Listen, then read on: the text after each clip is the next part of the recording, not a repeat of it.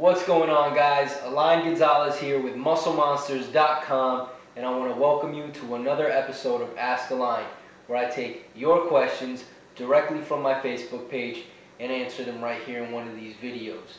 Now, I just want to let you know that I have a lot of questions, so what I'm going to do is I'm going to split it into two different episodes. So this episode and then the next episode.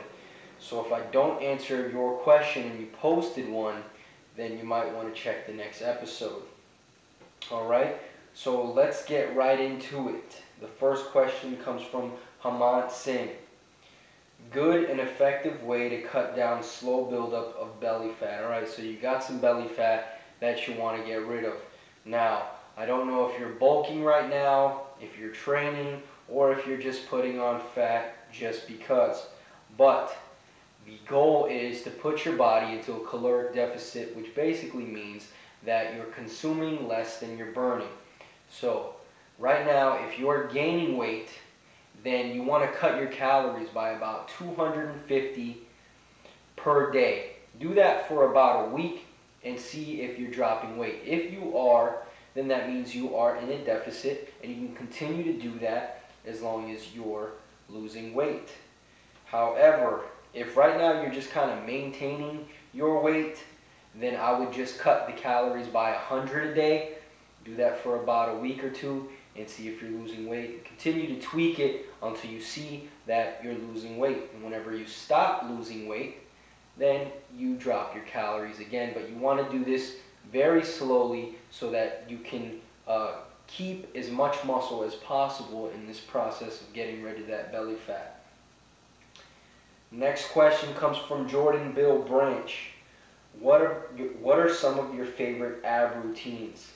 Alright, I'm not going to sit here and tell you a bunch of different ab routines that are my favorite, because to be quite honest with you, I don't even train abs directly that much. But I'll tell you some of my favorite exercises, and they are hanging leg raises, hanging knee raises, cable crunches, and weighted crunches on a decline bench. Alright, Brandon Sproul, best skinny fat guy advice, nutrition and workout, thanks. Well, Brandon, it kind of depends on how fat you are at the moment. If your body fat is, I don't know, maybe 12% or higher, I would say to try to cut down to at least 9% and then go from there and start trying to build muscle. If you're still fairly lean, in the sense that your body fat is low, maybe you just have a little bit of pudge on your stomach, then I would go ahead and start building muscle right away.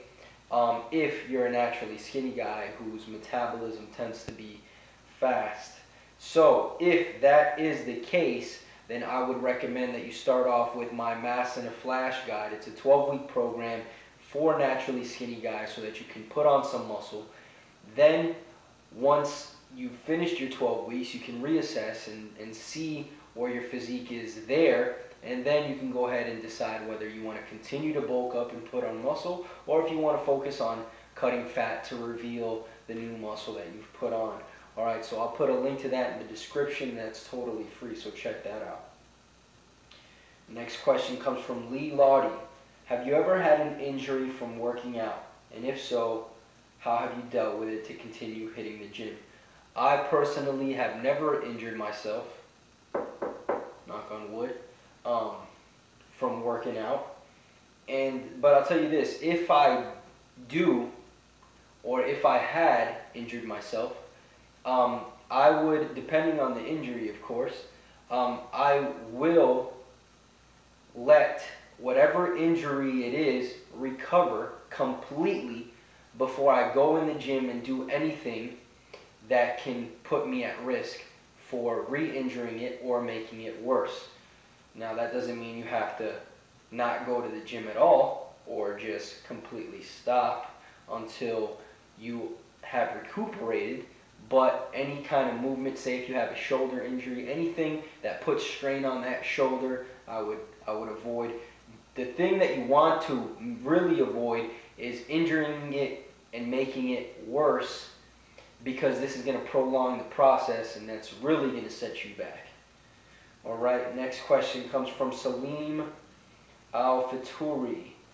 Does lifting stops you from getting taller? No. And how many days should you train per week? It depends on how long you've been training. If you're a beginner, I wouldn't recommend more than 3 to 4 days per week. If you're intermediate, 4 to 5 days. And advanced, you guys can train, anywhere from 5 to sometimes 7 days a week. Just make sure that you get adequate rest and nutrition. Chris Owens. Hey Alain, I've lost a lot of weight since I've started working out a year ago, and now I'm so close to my abs starting to show, but I just can't quite get there. Would a thermogenic like Lipo6 help me reach my fitness goal? Probably not. What's going to help you reach your fitness goal is continue to do what you've been doing. You might have hit a weight loss plateau. What you want to do is you want to reassess your calories and go ahead and cut them a little. I would say start off at about 100 calories per day. Cut it. Do that for about a week and see if you're losing weight. If you're not, cut another 100 and continue doing this until you see yourself start to lose weight again. And the reason you want to do it so slowly is because, like I mentioned before, you want to make sure that you are keeping as much muscle during this cut as possible. Alright? Khalid Doji. Lifting heavy causes rise in testosterone. This results in apparition of acne. How to deal with those pimples. Alright, Khalid. I'm going to be quite honest with you. Yes, heavy lifting does increase testosterone, but I don't think that it's significant enough to cause breakouts. What's causing the breakouts is probably, using the gym equipment without wiping it down. Somebody before you didn't wipe it down, you didn't wipe it down, you're sweating, you have this shirt on, you come home, you want to eat before you shower, and then you finally shower and you want to jump in a hot shower, and all these things can irritate the skin, obviously. So I'm not a dermatologist, but what I would recommend that you do is wipe down the gym equipment, come home. You could either stay at the gym and shower there, or change at the gym and shower at home, so you're not walking around or driving around with these sweaty clothes on. And then when you do take a shower, make sure that, I wouldn't say it's freezing, but that the water is nice and cold and it's not hot, because the hot water will actually irritate the skin and could make it worse. Alright, Nick Thurstfield, what's your opinion on creatine? Creatine is one of the most researched supplements, and if not all the research, most of it has shown that it is an effective supplement. The problem is with creatine is that a lot of people don't give it a chance to work. This is something that you have to take consistently, and then over time you'll start to see increase. Mainly what you'll see is strength increase. Alright, so I definitely think it's a worthwhile product if you're willing to take it consistently and give it the time to do its thing. Alher Marino, at what weight do you use a weight belt? My max is 215. I'm a beginner. I like to typically wear my weight belt when I'm going pretty heavy. I would say about 80% of my 1 rep max. However, I don't recommend using the weight belt too much, because this takes away from strengthening your core. So it's kind of a catch-22. If you're gonna go heavy, probably 80% of your 1 rep max or higher, I would use the belt just to be on the safe side. And when you get more into your training, maybe a year, 2 years, then you can start easing away from that, because now your form is better, your core is stronger, and things of that nature. But as a beginner, try to keep it safe. Try to wear the weight belt whenever you're going heavy. If you're going light, it's totally fine. Like I said, you want to train the core, so you don't want to always wear it. But when you're going heavy, definitely wear it. Colton Bowling. Hey, I'm Alain. I'm trying to gain weight and muscle. I put on some, but it seems now that I'm not gaining any more. Any tips? Yes. It's the opposite of what I told someone about losing weight. You know, they stop losing weight, but you stop gaining weight. So what you want to do is, instead of decreasing your calories, obviously, you'll increase your calories. For you, I would say about 250 calories per day. Kick it up, and then do that for about a week and see if you've gained any weight. If you've gained at least a half a pound, I would keep it there and continue doing that until you don't gain weight, and then kick them up again. All right, you don't want to do it too much. Like, you don't want to go up about 500 a day, because what's going to happen is you're going to be in a bigger surplus, and you're going to start building more fat in the process. So you want to minimize fat gains, then you want to slowly increase the surplus. And this is the last one for this episode.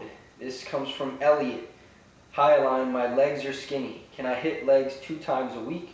How many rest days should I take between the workout? And finally, what is better to build quads, half or full squats? Alright, yes, I definitely would recommend that you train your legs twice a week. I had lagging legs, started training them twice a week consistently, and they're not lagging anymore.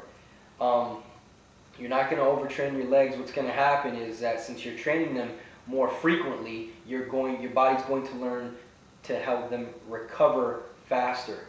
All right. So let's see what else. How many days should you take in between workouts? Good question. All right. Instead of focusing on how many days to take in between the workouts, what I would recommend is that you just pick 2 days out of the week and always do legs those days. For example, Monday and Friday. Those are your leg days. So rain or shine, that's it. All right. So, and lastly, what is better to build quads, half or full squats? Absolutely full squats. Half squats are not only not going to build as much muscle and create enough stimulus, but they're actually worse on your knees. Full squats are a lot better on your knees, and it's going to help for overall muscle growth. Alright guys, that's the episode. I hope you guys enjoyed. If you want to get your questions answered, head over to facebook.com/musclemonsters, like the page, and next time I post a status stating that it's question time, post your question in the comment section and I'll answer it right here. Alright guys, make sure to subscribe if you want to see more videos, and if you like this video, make sure to click the thumbs up, and I'll see you guys in the next one.